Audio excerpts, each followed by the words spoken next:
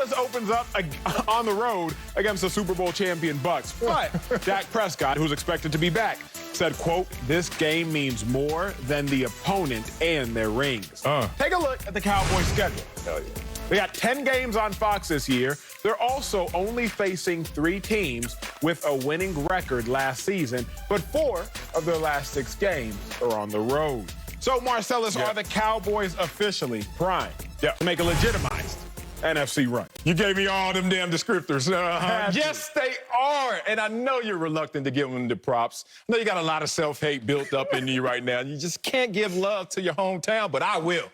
Dallas Cowboys primed to make a run in NFC. A real run. Not like that DK Metcalf getting smoked 15 plays. Look at your face. Oh, we gonna get into that somehow, somewhere. I'm gonna sneak. DK, hey, stay in football. Stay in your lane. He looked good, though. He looked good for who? He looked good. 10-3-7, first time running 100. Yeah. He looked good for a football player running track. He didn't look good for a guy on the track. We're gonna get there. We're gonna get there. Okay. All right. So Cowboys gonna do better than that.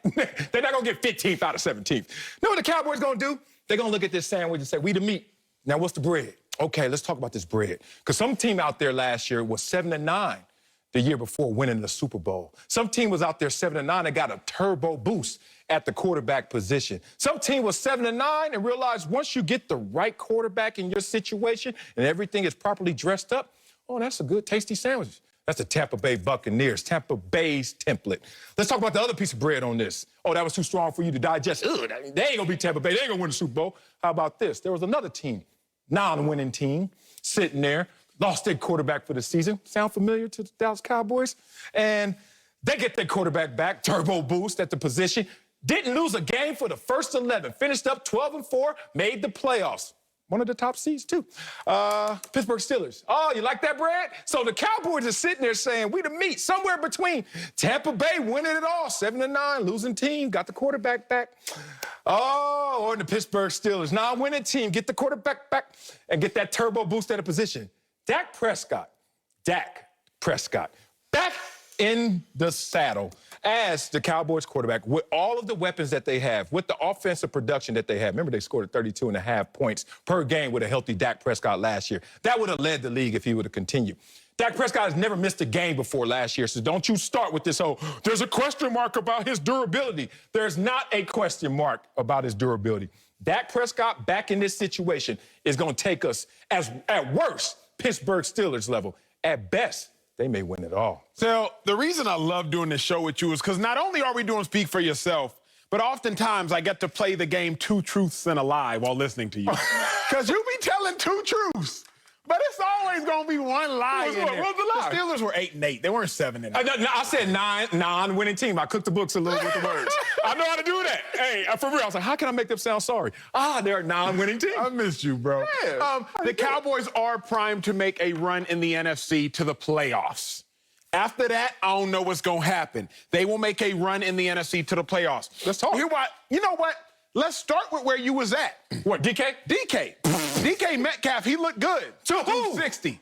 260, he looked good. No, he looked better than you thought. That's not good. He looked good. Can we, we hate to hijack this segment. He was in the semis. That's the prelims. That's not the finals. He got last place. He was in the faster heat. Dog, if you my homeboy and you come off the track before the finals and got last, we ain't going to Chuck E. Cheese. We ain't going. What we can all agree on, though, is through 60, he wasn't in last. Okay. And the fact of the matter is, the Cowboys going to look good through 60. Okay, I like Cowboys going to look good through 60. I like that last 40, which is the NFL playoffs, I can't speak on that. I won't speak on that. But let me tell you how and why they'll look good through 60. Cowboys only playing one winning team in their first 9 weeks. One.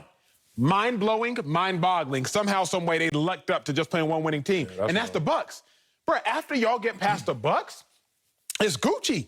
And the worst part is or the best part is, here, YSL, the Cowboys' first 4 home games are against probably 4 of the bottom 6 teams in the NFL. The Eagles, the Panthers, the Broncos. We'll see what the Giants do this year. Saquon come back healthy. Daniel Jones, you got weapons, make some noise. But surely against 4 of the bottom 10 teams in the NFL, because Giants, even if y'all do make noise, we still have to assume y'all are still a ways away. I didn't even mention the Falcons are the 5th home game that the Cowboys play. So the Cowboys' first 5 home games are against the dregs of the NFL, the bottom feeders, the catfish, if you will. So then I look at it, your away games against the Chargers. Justin Herbert's a dude, but he could sophomore slump. We also don't know first-year head coach defensive mind. I don't know what's really good. I know, it's possible.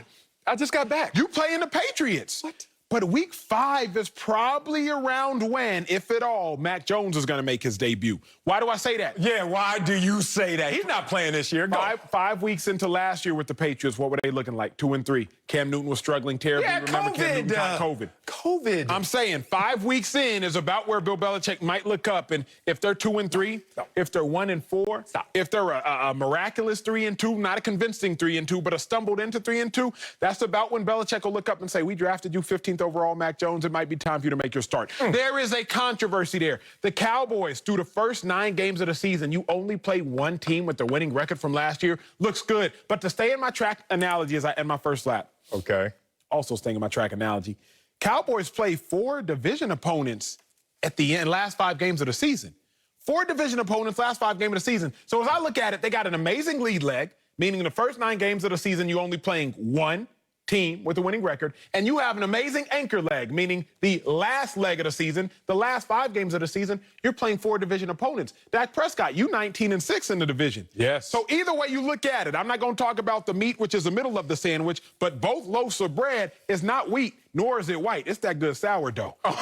Like, both the outer layers of the Cowboys schedule are strong. Therefore, they're supposed to make a run to the playoffs.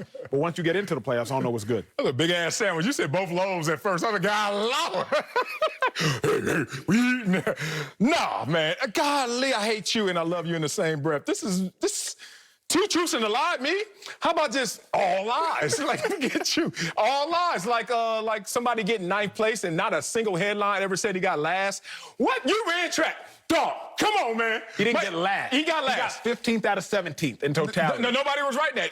Nobody was writing that. They were writing. Thank you. Can we hijack this in? Look at this. Hey, too many track people were DMing me and texting me. It's like, Marcel, are you on the air? Through 60, DK looked good. This ain't a 60, though. But I'm saying, through the start of the race, he looked good. Yeah, he looked good. That's not even the finals. That's not even the dudes that's going to make it. That was a faster heat. That was the So you're telling me this. You're telling me, can we jib? Can we jib, please? Can we jib? I want to talk to my dog. Okay. I want to talk to my dog. I got one question, because I've been in Cabo a long time, so I had a lot of time to think and drink. What did you do first? Dog. It sounds like you drank, and then you started thinking. Dog, and that's the disconnect. What's the headline? I mean, I know Track was so excited to have a football player bring all those eyeballs, and I get it why they didn't want to really be real to him. 9th place, first of all, doesn't even get an interview ever, but he got his. And 9th place is last. No one, show me one headline that said last place in his heat. 9th? My daughter pointed that. She runs track. She know about last because she gets last. But they don't write 9th. They write last. What you have to look at is what is your competency in your first time doing something? Because if you look that competent in your first time doing something, you understand the potential of it. If somebody came on air and they first time at the end of the segment, we'd be like, oh, for their first time, they were pretty good. Weren't as good as you, weren't as good as me, but for their first time, they was pretty good. They might have been the worst on set, but you can see the competency. DK had competency as a runner. 10.37 still is impressive. 10.37, go to Tokyo this year and run a 10.37. They'd be like, all right, you know where you are outside this state. You wouldn't make the first heat of 16 heats. But let me talk about the Cowboys, who are going to be in the finals, potentially, because this team is built for success. I know you hate me so much right now. Had that one loaded. Look at this.